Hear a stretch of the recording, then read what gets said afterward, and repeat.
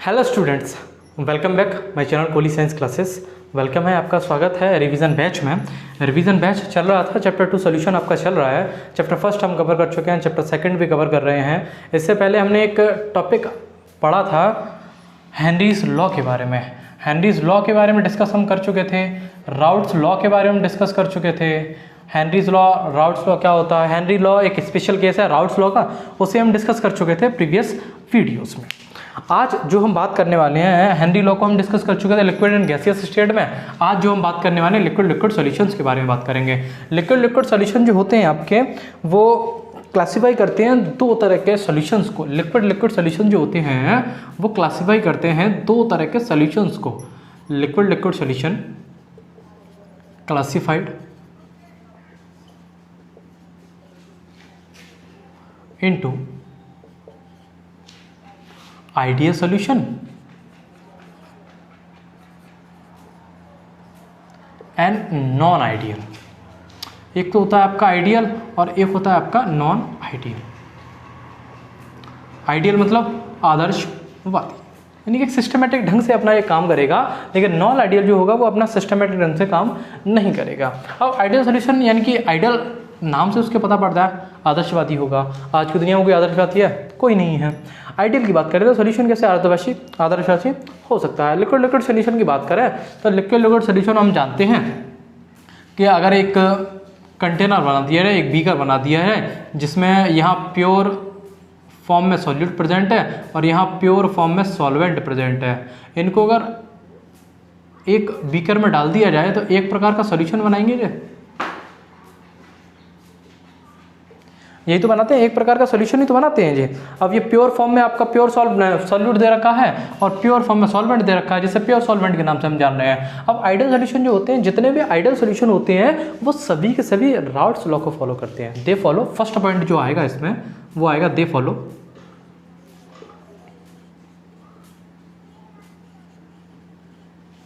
Routes law. Routes law को follow करते हैं। दूसरा पॉइंट इसमें क्या, पहला पॉइंट नॉन आइडियल में क्या आ जाएगा, they do not follow routes law. They do not follow routes law. जितने भी आइडियल सॉल्यूशन होंगे वो सभी राउट्स लॉ को फॉलो करेंगे और जितने भी नॉन आइडियल सॉल्यूशन होंगे वो राउट्स लॉ को फॉलो नहीं करेंगे। ठीक है भाई। अब एक पॉइंट और आता है इंट्रैक्शन के बीच में, यानी कि सपोज करिए आपके पास दो तरह के सॉल्यूट और सॉल्वेंट प्रेजेंट है। यानी एक तरह के कह सकते हो ये आपका सॉल्यूट ए है और ये आपका बी सॉल्यूट है, बी सॉल्वेंट है। दोनों को मिलाएंगे तो क्या बनेगा, ए बी। ये हम जानते हैं, ये सॉल्यूट सॉल्वेंट दोनों को मिलाएंगे तो दोनों का एक मिक्सचर बन के आएगा, जैसे हम सॉल्यूट सॉल्वेंट मिक्सचर कह सकते हैं या सॉल्यूशन भी कह सकते हैं। अब ये दे दिया गया, दो तरह के बॉन्ड आपको दे दिएगा, ए और बी। ठीक है। इनके फॉर्मेशन से जो कंपाउंड नया सॉल्यूशन बन के आ रहा है वो क्या बन के आ रहा है, 2 mole of A B. 2 mole of A B बन के आ रहे हैं या 2 मॉलिक्यूल ऑफ ए बी बनकर आ रहे हैं। यानी कि इसके बीच में सिंपल सा एक पहला पॉइंट दे रखा है, the interaction between A and A. जो इंटरेक्शन होगा ए और ए के बीच में और जो इंटरेक्शन होगा बी और बी के बीच में, वही इंटरेक्शन होगा ए और बी के बीच में। यानी कि समझाने की कोशिश करें तो interaction between solute and the interaction between solvent is equal to the interaction between solute and solvent. अगर मैं इसको सॉल्यूट मान लूं, ये कोई सॉल्यूट है जिसके बीच में इंटरेक्शन हो रहा है ए के बीच में, और ये आपका सॉल्वेंट है जहां इंटरेक्शन हो रहा है बी के बीच में, और ये सॉल्यूशन तैयार हो रहा है A B. The interaction between solute and solvent is equal to the interaction between solute and solvent. यानी कह सकते हैं कि सॉल्यूट का इंटरेक्शन और सॉल्वेंट का इंटरेक्शन, इन दोनों का जो इंटरेक्शन होगा, यानी ए से बहुत इंटरेक्शन कर रहा है, बहुत दोस्ती है इसके साथ, बी की भी दोस्ती है, तो जाहिर सी बात है ए और बी की भी दोस्ती हो सकती है। एक कंडीशन तो ये बन सकती है। दूसरी कंडीशन कौन सी बन जाएगी, ए की दोस्ती तो है लेकिन बी की भी दोस्ती है, लेकिन ए और बी एक दूसरे को पसंद नहीं कर रहे हैं। वहाँ सॉल्यूशन कैसा गड़बड़ाएगा, वो नॉट इक्वल टू दिखाएगा। यानी कि यहाँ एक कंडीशन जो बनकर आई कि द इंटरेक्शन बिटवीन ए यानी the interaction between solute and the interaction between solvent is always equal to the interaction between solute and solvent. ये इक्वल टू की कंडीशन एक पॉइंट आपका बनकर तैयार हो चुका है। इसके लिए अगर सेकंड पॉइंट देखें नॉन आइडियल सॉल्यूशन के लिए, तो इसमें होगा क्या, the interaction between solute and the interaction between solvent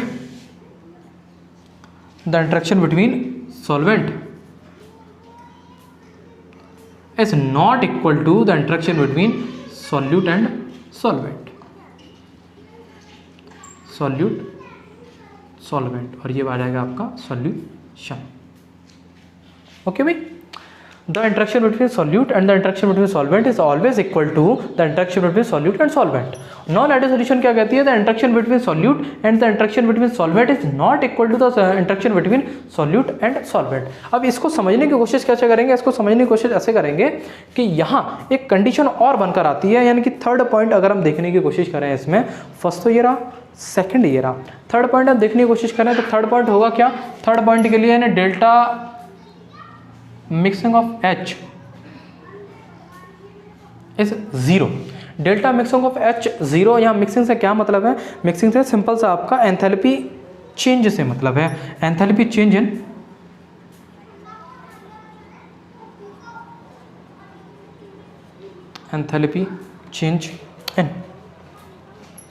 mixing और in making solution।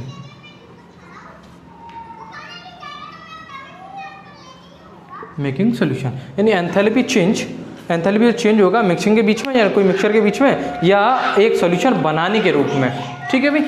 अब जीरो कैसे है? जीरो ऐसे है कि यहाँ कोई आपका सॉल्यूट A है, यहाँ कोई सॉल्वेंट B है और ये सॉल्यूशन बन के आ रहा है AB, इसकी हेल्प से आ रहा है।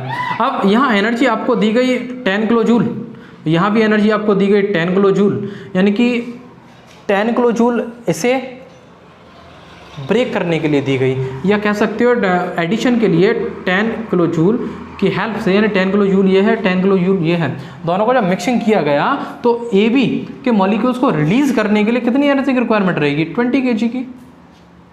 रिलीजिंग पॉइंट हो रहा है तो माइनस, यहाँ एडिशन दी जा रही है, इनको हीट दी जा रही है, एनर्जी दी जा रही है और यहाँ से एनर्जी रिलीज की जा रही है। अब इनका जब देखेंगे एडिशन, यानी कि AB का एडिशन देखेंगे 20 kg minus 20 kg equal to 0, क्योंकि कट जाएगा। यानी जितनी एनर्जी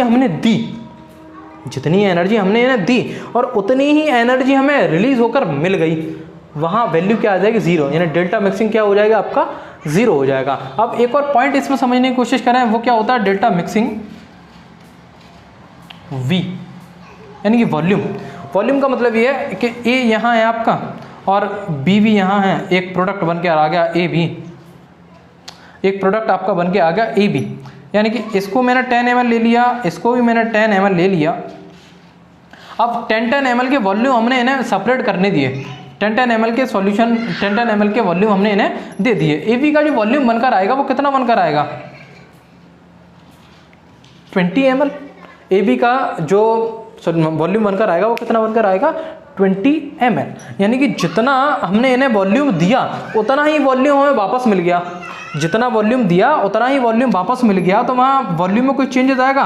कोई चेंजेस नहीं आएगा वॉल्यूम में। जैसे यहाँ एनर्जी में कोई चेंज नहीं आ रहा था, वैसे ही यहाँ वॉल्यूम में कोई चेंज नहीं आएगा, जिसके कारण डेल्टा मिक्सिंग की वैल्यू जो हो जाएगी, डेल्टा मिक्सिंग B की वैल्यू वो क्या हो जाएगी? 0 के बराबर हो जाएगी। और यहाँ देखते हैं, यहाँ जो पॉइंट आएगा आपका delta mixing H is not equal to 0। Not equal to 0 से मतलब ये है एंथैल्पी चेंज इन मिक्सिंग और इन मेकिंग सॉल्यूशन में कोई भी हमने एक सॉल्यूट A ले लिया, एक सॉल्वेंट B ले लिया, इसके मिक्सिंग से हमने बना लिया सॉल्यूशन AB। इसके मिक्सिंग से सॉल्यूशन बना लेंगे AB, यानी कि यहाँ हमने लिया 10 kg 10 किलो जूल और यहाँ भी हमने अगेन ले लिया 10 किलो जूल, लेकिन जो रिक्वायरमेंट आपकी निकल कर आई, यानी जितनी एनर्जी हमने दी उतनी एनर्जी हमें मिली नहीं, जितनी एनर्जी हमने दी उतनी एनर्जी हमें मिली नहीं। सपोज करो कि 10 किलो जूल दी, अब 10 किलो जूल हमने एनर्जी दी, एक एनर्जी उसने कहीं और से गेन करके बना लिया 21 जूल का सोल्यूशन।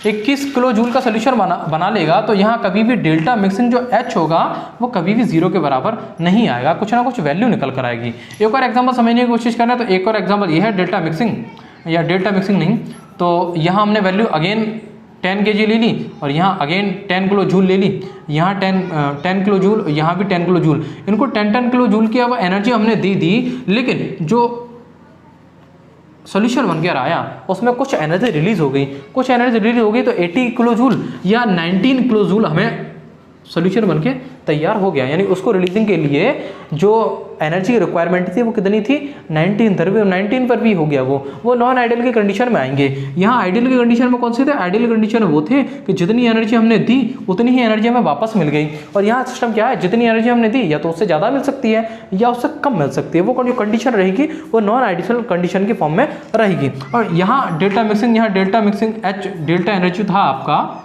डेल्टा मिक्सिंग एच जो है वो 0 के बराबर नहीं आएगा। Same delta mixing of V होगा वो भी 0 के बराबर नहीं होगा।